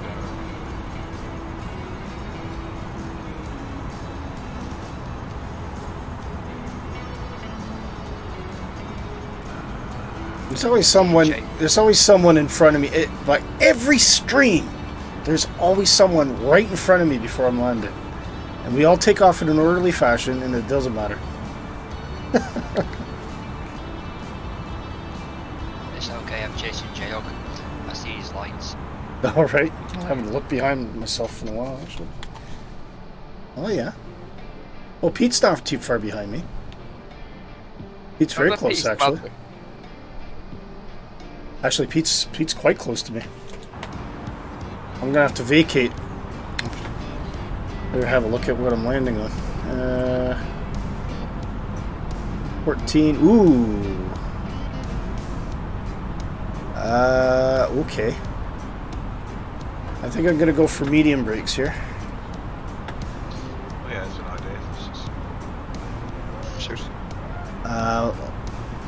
Your last chance. There's no high speed departure taxi, so you need. I'm going to try and aim for Bravo, and that's pretty much where the terminal is anyway. Yeah, you got to get this one in the numbers, Nick. It's probably, to be fair, the runway is probably a decent length. Actually, it's 6,500 feet. So yeah. Good luck. Anyway, arm the spoilers. You'll Drop make first it, stage Nick, of I flats. think like 5,900 was the minimum for the 310. Alright. Yeah, I need to speak to you, Kevin, about the 310. You do? Afterwards, yeah. Cool. I'll hang around. You turning final yet, Nick? Just about to, I think. Yeah. Yeah, Okay. if you go down on yours, I see. Yeah. And I think. Flaps am I two. way too high or am I not? I don't know. 4,700 over. Am I God. Turning base. Wait, this is wrong way. Please Turning tell, final. please tell me you're turning final. Yeah, I'm totally final.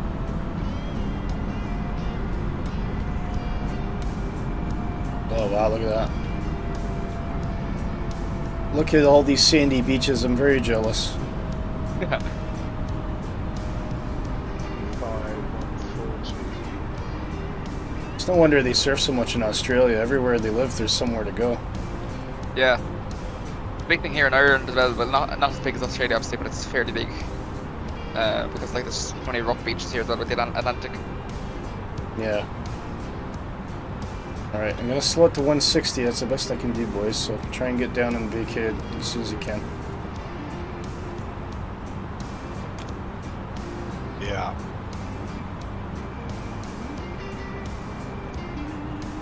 Ooh, speaking of which.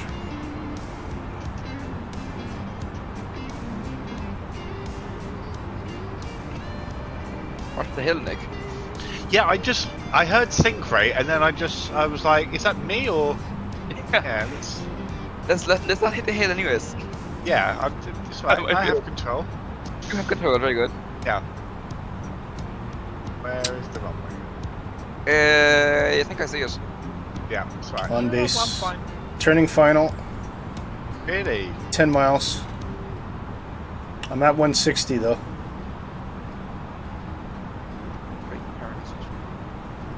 No, it's not the right. I shall go flaps full. I'm gonna take it right down to approach. Dropping gear.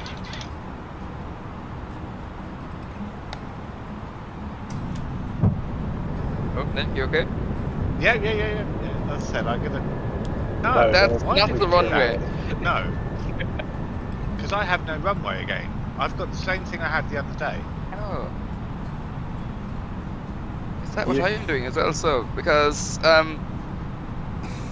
that's not Mackay anyway. No. Alright, flaps up. To go. You can't see a runway. Is that it? I loaded in here the other day and it worked fine. I've got the Orbx scenery in here, so Yeah, so do I. 2,500. unless it's not work somehow. Well, it was working yesterday, perfect fine, so. Yeah, I don't see the flaps up. runway before. What's Nick? Why are you not moving? He's on the ground, that's why. I'm on the ground. I'm at a dirt strip, not a airport. Oh. Okay. Well done. How'd you land on that one? Yeah. Oh, I think I see the runway. I Well, thought I saw it, but that was where Nick landed. no, actually, yeah, right. I don't know.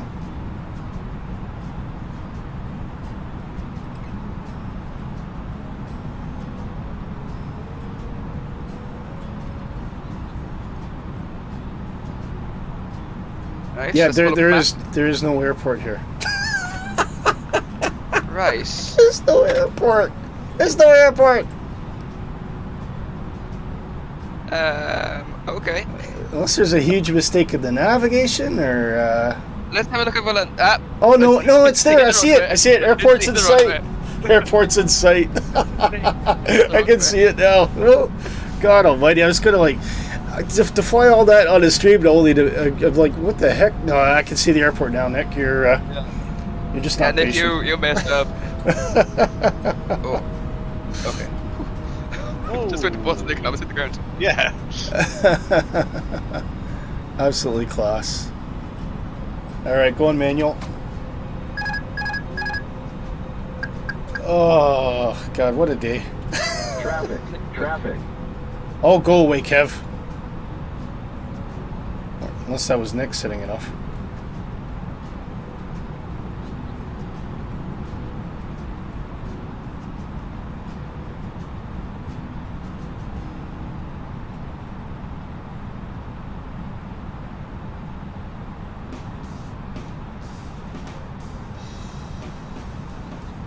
$1,000.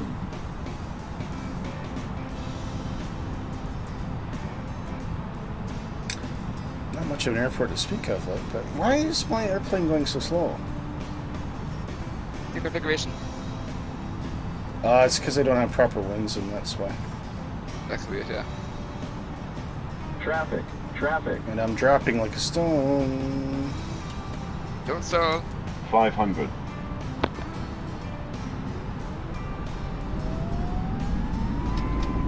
Yeah, welcome back to the airport, Nick.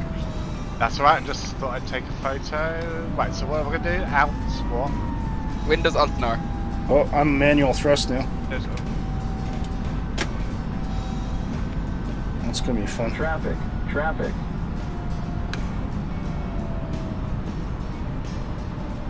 Yeah, I'm on manual thrust now. Nice. It's probably because the there was no METAR data, but there's definitely. Don't sink. Don't sink. Don't sink. Don't sink. What's wrong? Don't Full sink. flaps. Don't sink. Don't sink. Don't sink. Don't sink. Don't sink. How am I Don't getting sink. it? Don't sink. Don't sink. Here's Don't down, sink. right? Here's down. Don't sink. Don't sink. Why is it Don't doing sink. this? Don't sink. Don't sink. Don't sink. Don't sink. 400. Right, I don't know. 300. We got Johnny D saying hola. 200. Get that. 100 above. 100. Ooh, this is tricky. Minimum Good. 50, 40, 30, 20, 10, 5. Nicely done. Bit of a hopper. Oh, no.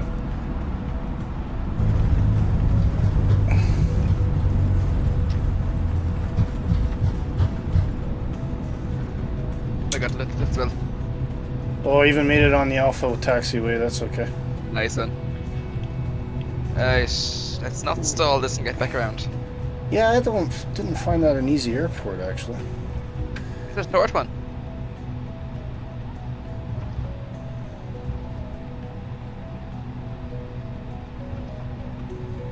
Johnny says, "How are you, sir?" I'm doing fine, Johnny. Just landing the airplane. I'll catch up with you in a sec.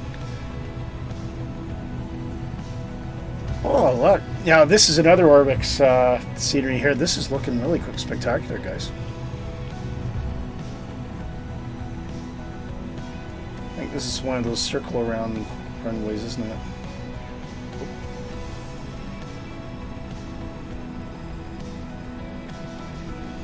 Let's see so. Speed brakes, flaps.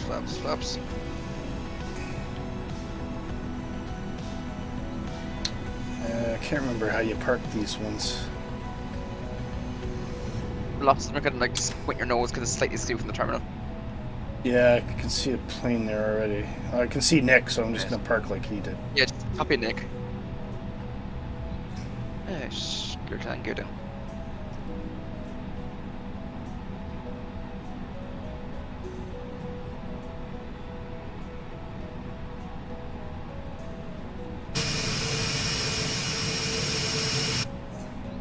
Close enough. I forgot my APU as well. Danny says, Can you do me a favor? Go to Ohio. Yeah, actually, Ohio might not be a bad idea for the stream. You can Right now, Ohio is this? Ohio, yeah. So you can give. Yeah. Best thing to do, Johnny, is if you join our Discord. In there, you can make a suggestion to for a flight plan. Oh, I didn't have my lights on either. Massive surplus I now thought he of turned all flights that on. to go. Say again? Oh no, I did. Nothing. I'm just confusing myself. Ah. I do that all the time. Tim says, "Did I miss a bad landing or a good landing?" It was pretty scrappy, Tim. I think everything got a bit. We didn't know if the runway was there, and then it was there, and then my auto throttle just stopped working, so my plane was decelerating too much, and I was starting to sink. So I had to yank off the auto thrust and try and get the throttle control manually, and it threw off my approach a little bit, but I wasn't too bad. I give myself a 6 out of 10, probably a 9 out of 10 for recovery. Yeah, it looked decent from my end anyway, so. It was all right. I mean, it was a soft enough landing. I was on the center line when I got there in the end. Just like the zone. It's kind of like it was. It was kind of Chariots of Fire. The guy, he ran like an imbecile, but he did eventually win the race, so it didn't matter.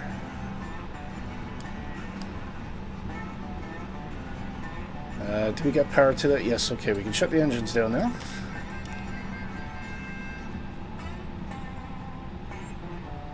Johnny says, I'm an Egyptian, but about the way. All right. Well, thanks for coming along, Johnny. It's nice to see you. Corporate Pilot does. We're in Ohio. Yeah, I've never been there. I'm saying nothing. Saying nothing. Right, who are we got anybody coming in? J-Hog's coming in. We can catch J-Hog here. Yeah, I wasn't expecting that to be a full-on manual landing there, actually.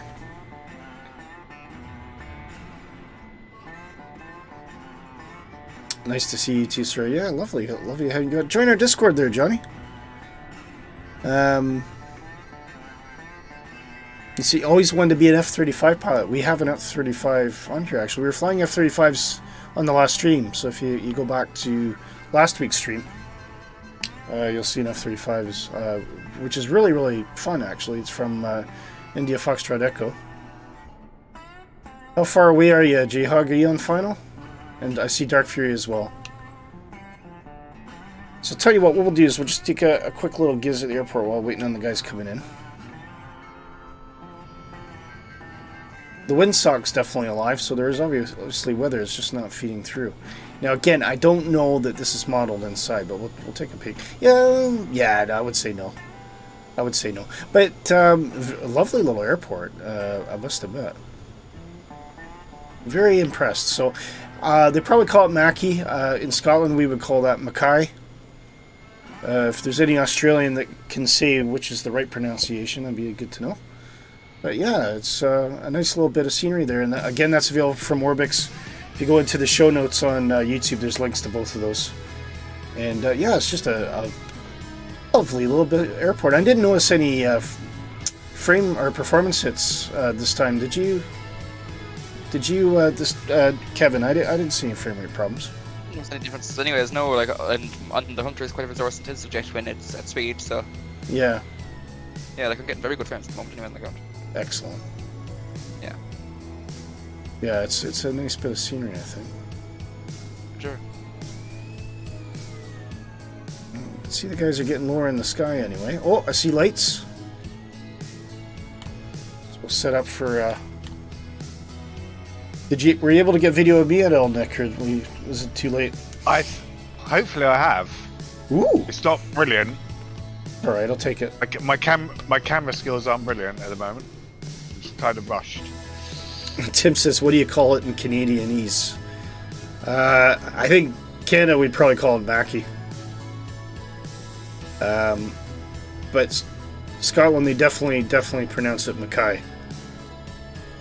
So we say Mackay here in Ireland. You see Mackay? That's it. Mackay. There's an AY on there. So. Well, I mean, Mackay's kind of like, Scots do get a bit interesting with the pronunciation and things. Yeah. Mackay's probably how someone would read it, but I even though I read it as Mackay, I would never say it as Mackay. Yeah. See, I'd say probably what the Irish, like I've seen people with that kind of surname, like, and it'd be like, cause it is a surname, and it'd be It Mackay. is, yeah. So yeah, Maca with the H, like so. Great ice cream. You get Mackay's ice cream in Ireland. No, we get HB and Aldi sells it. Do they? Right. Yeah, it's Like, they make it. It's just a vanilla. I think actually I do think they have Nice. other flavors, but it's a very nice ice cream. Right, love to have nose. Here comes dark. Yeah, looking good. Flying the B738 here. They're going to be 17 for a second. Long there. Long landing. He's- Uh, looks like he was a bit off the center line there. Actually, was he, or does he not have the scenery? So it might be different for him. Dark, let me know if you're on the center line or not. Were you on the center line on your sim? He wasn't on the centre line of mine. he's No, he running wasn't off on the mine. moment. He's gone very quiet. So Yeah, Erica's not said anything. I was concentrating. You were concentrating. On what? Not landing. Trying to land Because this he wasn't plane. landing. I've landed. I was just off the centre line. you were on the center line. Just I was What just about? off. What about? Oh right, it looked like You're out of the ground. it looked like you're pretty much on the edge of the runway from my perspective. So oh, is this J-Hog? yeah, he looks like he should be fairly low. I don't see any lights. I see a plane. I see grass. This is what annoys me. There was no METAR data yet. Look at that. There's wind. So Yeah. what's happened there? Yeah, that was my problem. I couldn't enter the meta stuff. So yeah. Well, I just had to put in Yeah. 00 because there was nothing, and then the problem with that is the airplane just seemed to be decelerating. Nice. Well, J-Hawk has a nice crap going on in there. All right, here comes J-Hog. The final fantastic. landing of the stream. Is Yeah. your gear down? Is your gear? Yeah, J-Hawk check gear. Check gear. Confirm gear down. Oh, he's on the centre line. Yeah, looking good. Not a bad landing. Don't make a bed in that even now. Oh, Oh, On your gear. lovely. yeah. nice. Yeah, there's Oh, gear. There's gear. There's gear. Yeah. He's in. Keep it, come on. Hold it in. Very Hold it good. in. I should be able to get off at Alpha there. No, he hasn't got alpha, he's got. Or maybe. Yeah, no, man, check it. Oh, you're backtracking. Oh, we've got conflict. This is what we. Break it. This is what my son will say. Right now, kiss. Okay. I go slower. I had auto bricks at the medium, so I was able to make that Alpha taxiway there. Yeah. Yeah, they're just an update to the 737 with the auto brakes and stuff, and by the looks of it, they've messed it up. Oh right.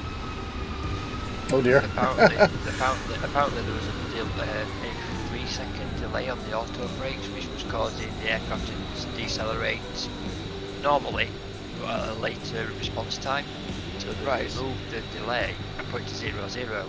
Now I put auto brakes 3 on, and I'm full reverse, it was quick toe brakes, and I've still, more or less, Nothing. I should have stopped at that distance. Yeah. Well, it did land a little bit long, but I'll give you the benefit of the doubt. Pete says there's nothing on Avia weather either. Well, so maybe it's just a dead mitt. Right. Johnny says, all right, bye guys. Have a great day. You too, Johnny. All the best to you. Thanks for dropping by, mate.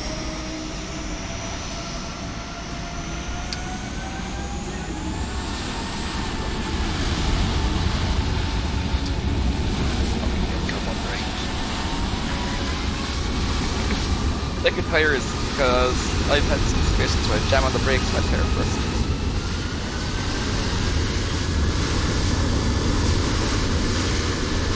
I'm 102% trust and I'm not. Second tire that time because that's usually says that time. Where are you parking, Dark? Where are you parking? Nowhere. I'm stuck. There. J-Hog's right behind you. I can't move anywhere. I'm literally as fast as I can go. Breathe in dark, says Pete. Push. I need a tug. Somebody go ground. I ain't going anywhere. Okay. J-Hog, just cut the grass, J-Hog, if you want to get in closer. Go through him. Alright, everyone powering down? Yeah, I'm sure they'll get the ladder in place. Yeah, shut it down engines. It's getting away with it. There. That's right, you found a way around. There you go. Perfect. Okay, right. Smell fresh cut grass. Great stream, guys. Thanks for everybody joining in today, and everyone watching on chat as well. Thank you for coming along. That was fun. I enjoyed that. It was a bit hairy at the end there. Yeah. As soon as I see Arvnav landing, I'm like, It's actually not too bad. The only one I didn't mind was Gibraltar. That seemed to be all right. But yeah. Sorry, what were you gonna say, Kev? It's not too bad in the 7.3 and the 8-10. The 8-20 though is very convoluted for an Ornav ending. Yeah. Pete says, cheers, Willie, and all great company. Absolutely. Awesome company. But all good things must come to an end, and we're pretty much finishing bang on time. How's that? So, Sim Brief was wrong. We had plenty of time. I think it was about an hour and a half, I would say the flight was. The Orbx put on their website for this flight, because I use that for planning. Yeah, well, I think you're right, because you thought it was a bit less than 150, didn't you? So. Yeah, I did, yeah. Yeah. But yeah, awesome flight. And thanks, everyone, for coming along tonight. Nick, always great to have you, mate. Thanks for being the first to keep me company when we were getting ready for the stream and being here throughout. Been a pleasure. And Dark, thanks for popping in when you're able to as well. And we even got to hear a few sound bites from your son, I think. Oh yes, he's very vocal. Kevin, once again, thanks for the flight plan, mate, and glad you could join us in the end as well. Yeah, I'm glad I got to news. And a big shout out to J-Hog, Tim for joining us in the chat there as well, and Pete Mosley for flying all the way with us. Also, Vroden, what's all this then? You just came in at the last minute, Vroden. Hi, how you doing? And we met some new guys today as well, so big thank you to Johnny, and I think there was a Veronica or something back there. Dan, of course, Dan keeping us busy through the chat the whole time. Dan, so great to have you along, mate. Good to see you. In case I missed anybody else, thank you for coming in, and we'll see you next week at some time. Look for show announcements on the YouTube channel, and do join our Discord if you haven't already. There's a link in the show notes, or you can hit !Discord in the chat if one of my good friends would like to do that for me. And you can find us there on Positive Rate. So, once again, thank you to everybody. And I'll do a round of good nights. Good night, Dark Fury. Good night. Good night, Nick. Good night. And good night, Kevin. Good night. And that's a good night for me. And we'll see you next week right here on Positive Rate. All the best, folks. Keep the blue side up. See you soon.